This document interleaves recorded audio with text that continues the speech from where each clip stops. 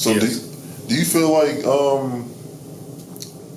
there's a lot of like, I don't wanna be too vulgar how I say this. You think there's a lot of like monkey see, monkey do in the Chicago music scene? Like as far as like people only supporting what they see other people supporting? Instead of supporting what they like or giving something a chance that's different?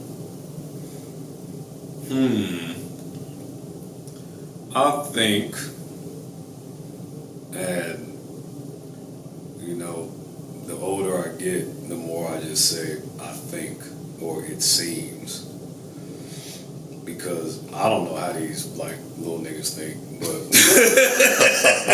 I'm not one anymore. You feel me? Right. I'm Unc now, right? Right. I think the current generation is so far removed, and I'm speaking Chicago only. They're so far removed from variety that the idea of variety is even unfathomable at this point, because we're speaking of an era post drill rap.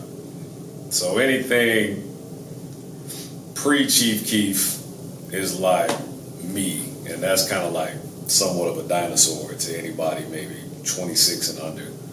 So they're not going to listen to the Lupe Fiasco. They're not going to listen to Michael Rocks. They're not going to listen to Psychodrama, because it's been wiped. Right. And Chicago does a terrible fucking job at preserving it. And I know this because I went to LA.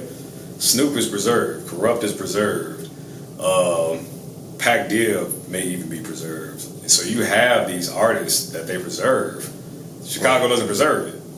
You get loose talk of maybe a Twista, you know, and that's probably fucking overnight celebrity, right? Right. The mainstream stuff. Yeah, so you don't really have preservation in this culture of who these guys are.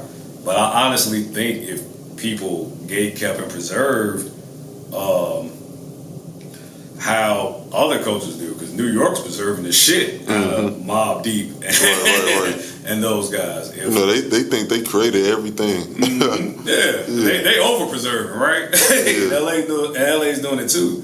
But I think if we took the time and gatekept our culture, I think the young guys would at least have an opportunity. So I can't even put it on the consumer at this point. I'll put it on the real gatekeepers, the real influencers, on not preserving it. So you got to give kudos to somebody like Chance, who made Ride with Do or Die. You got to give kudos to that, because that's how you introduce the next generation to it.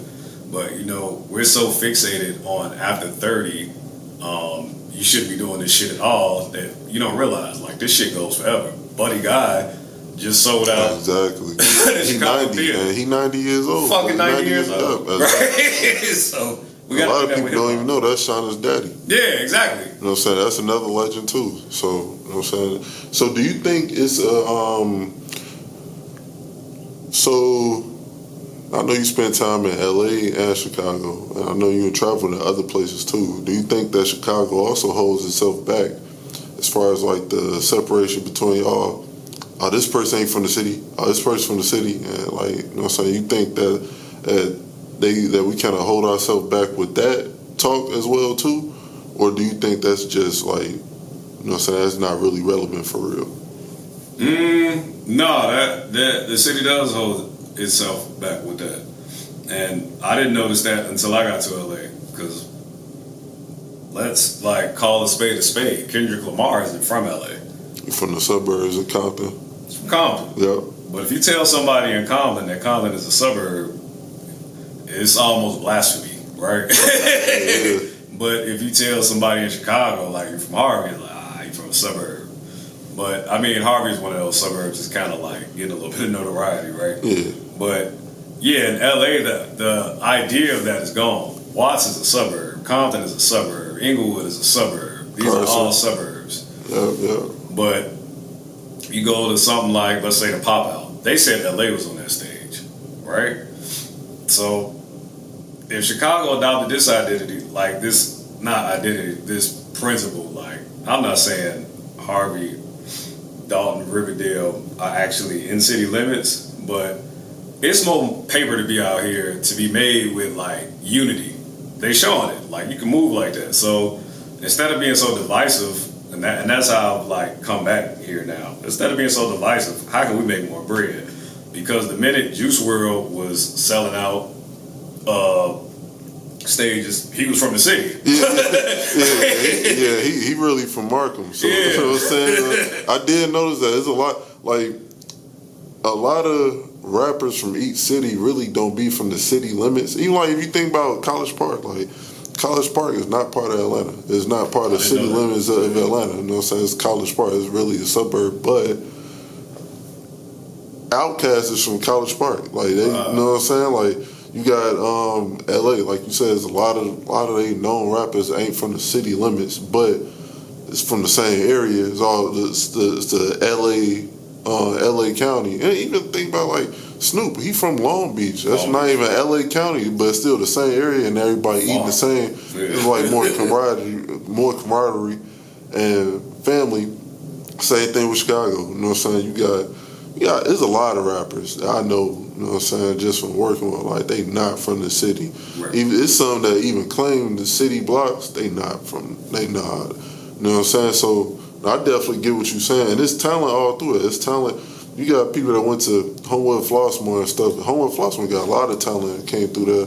Thornton got a lot of talent that came through there. You got, you know what I'm saying, you got a lot of people that went to other high schools and stuff, and they from other places or whatever, but they scared to really like put what they from on, because then you gonna have a bunch of like city dwellers, like, oh yeah, you're not from the city, this ain't Chicago, and trying to like pretty much like tear them down in front of people that's not from the area, because then you tell somebody I'm from Harvey, or whatever, because I ain't from Harvey, but I know if you go out of town, you tell somebody, oh yeah, he ain't from the city, he ain't from Chicago, his address say Harvey. Somebody from out of town gonna think, oh, Harvey must be from 3 hours away. Harvey, you can walk from Harvey all the way to Roseland, to the Hundreds. You know what I'm saying? So straight down Austin. Right. So you know how that go. Yeah. So did living in Cali influence your latest release? I know it got a real Cali vibe. You know what I'm saying? Yeah, like your last mixtape that you is it EP? I know it only got like so it got like 3 songs. So your last EP that you just dropped on the 5th of July, it got like a real Cali vibe. So I know I was listening to it. I was like, I don't know if he been in Cali too long, or he was trying to do this on purpose and stuff. So, yeah, Cali influenced me a lot. I think, one, because I chose to embrace their culture. I didn't want to go out there like this Hollywood ass nigga that's just like going out there to do music, take advantage of the resources.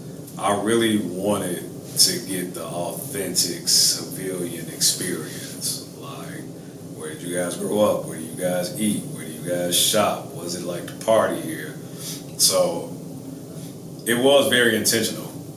Even on the song How We Vibe, and I didn't even choose that beat. A Cali nigga chose that beat. So it's like, I really wanted to embrace their culture. So that was very intentional. And I do have plans to continue to make music for California, LA specifically. But I also, I don't want to deviate from who I am too. So I got that in the fire, and then I got, what I got going on in the fire. But yeah, it was intentional. Now that I'm out there, a lot of my close circle, they're all from LA. Tattoo artist, she's from LA. Most of the people I collaborate with music on, they're from LA. The people that came to my show, my last show, all LA. So yeah, that's why the music is like that, to really serve that community out there. Right. That makes sense. That makes sense. We may grow up a certain way, but the people that we grow up with, people go in different directions. So sometimes you end up connecting a little bit more with somebody who's going to the same direction that you're going to. So I definitely get that. So is that like your new sound, or were you experimenting a little bit more? That's probably not going to be my permanent sound, because I don't consider myself a West Coast artist. I still consider myself PS Greedy. But I will be tapping into that sound again. So, like I said, it's more of kind of a appreciation of their culture and their music because I'm like so deep in it now. Like, I live in Inglewood. I worked in Compton, so I got friends in Compton, Watts, Inglewood, Hawthorne, Gardena. So that's kind of a tribute to that community being so accepting of me. They're really accepting of me out there. So I want to make music for them, but I can't deviate from the main agenda. That's like mental health, video games, what I'm going through. So it's enough access to different sounds now that I can kind of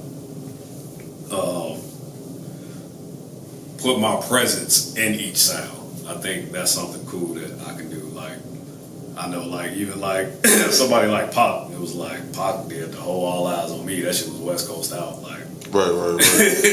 I think now music is so targeted on who the person is, right? That I can do any sound, and as long as I'm giving the content of my lifestyle, it don't matter what beat I'm on, as long as I'm just being myself on it. Hey, some people when they hop on West Coast beats, they be sounding terrible. It sounds very forced. It sounds like you trying to mix orange juice and milk. You know what I'm saying? But I know, like, when you was doing it, you know what I'm saying, it sounded like you could have went and told somebody, like, this is a West Coast artist. Like, you sound like you fit on there. So, no, I get it for sure.